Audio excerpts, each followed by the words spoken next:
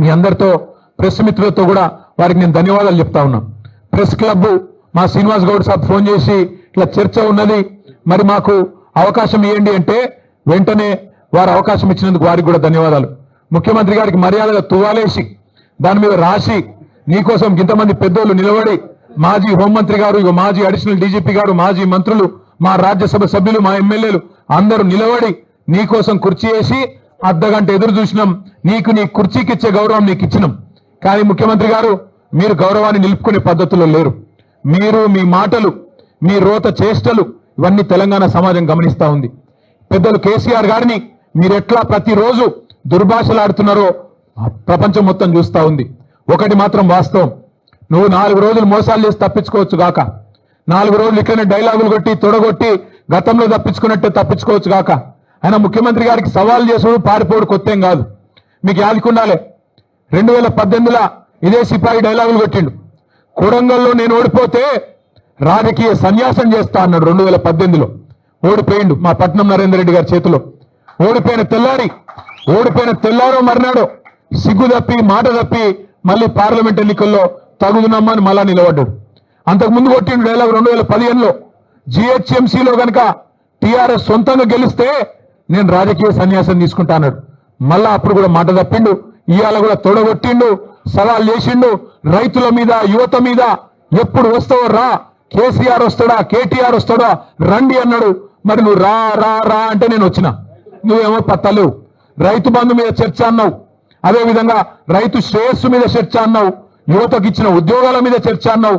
అన్నిటికీ మేము సిద్ధంగానే ఉన్నాం. రేవంత్ రెడ్డి గారికి మళ్ళొక మాట చెప్తా ఉన్నాను, నువ్వు ముఖ్యమంత్రివి, నేను ఒప్పుకుంటా. నువ్వు నాకంటే ఎక్కువ బిజీగా ఉంటావు, నీకు నాకంటే ఎక్కువ పని ఉంటుంది, నేను ఒప్పుకుంటా.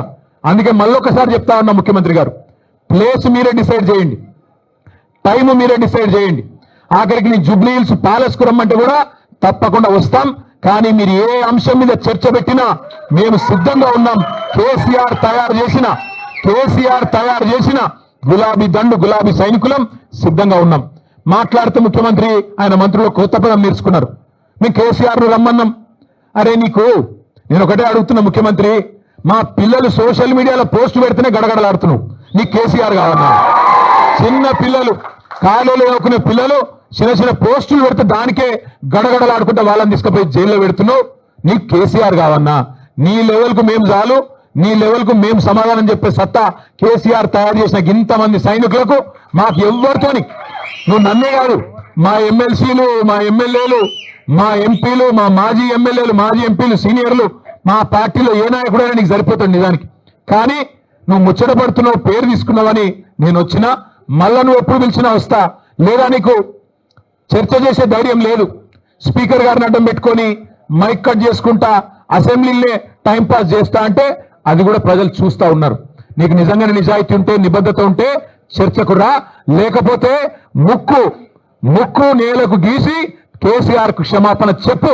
తప్పుడు కూతలు కూసినందుకు రైతు బంధు లాంటి పథకం పెట్టిన మహానాయకుడు, రైతు బీమా లాంటి పథకం తెచ్చిన మహానాయకుడు, భారతదేశ చరిత్రలో మొట్టమొదటిసారి 24 గంటలు రైతుకు ఉచితంగా కరెంట్ ఇచ్చిన నాయకుడు కేసీఆర్. అట్లాంటి నాయకుడిని అడ్డగోలుగా మాట్లాడినందుకు ముక్కు నేలకు రాసి చర్చకొచ్చే దమ్ము లేదు, కేవలం నాకు రచ్చ చేయడం మాత్రమే తెలుసు అని చెప్పి తప్పుకో, క్షమాపణ చెప్పు.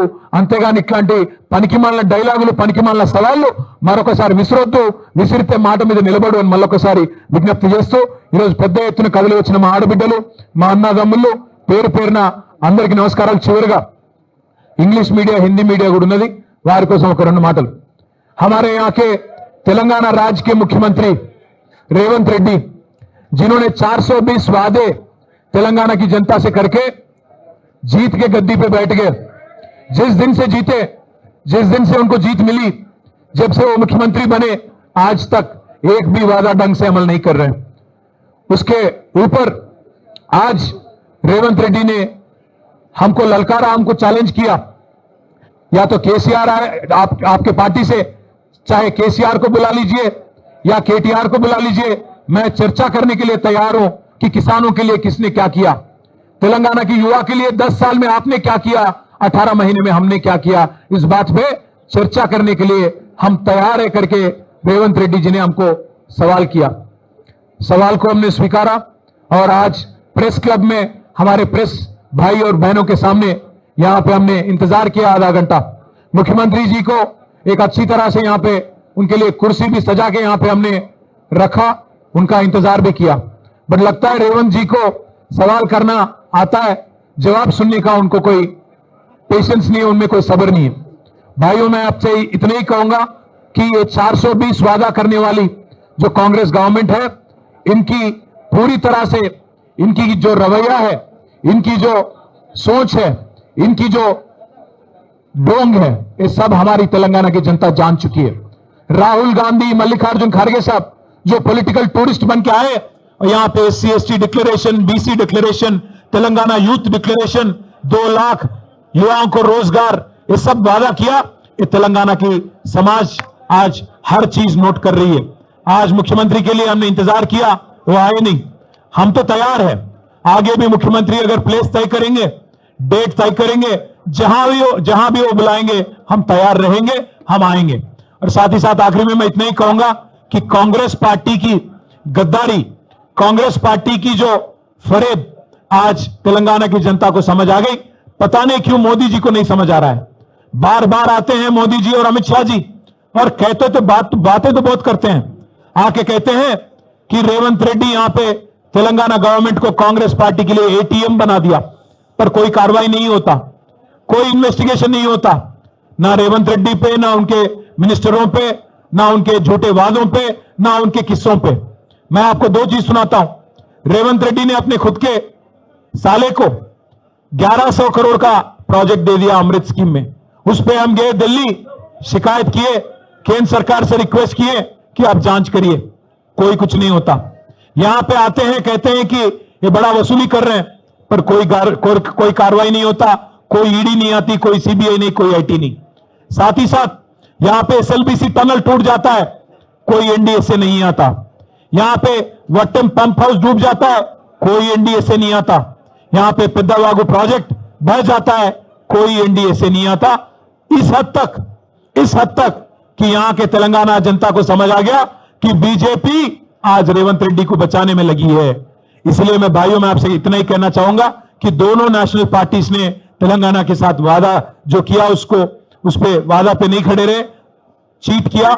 इसलिए हम हमेशा तैयार है, हमेशा तेलंगाना की आवाज बन के तैयार रहेंगे, आगे भी ये लड़ाई जारी रखेंगे। మీ అందరూ కూడా మళ్ళొకసారి హృదయపూర్వకంగా పెద్ద ఎత్తున వచ్చినందుకు ధన్యవాదాలు।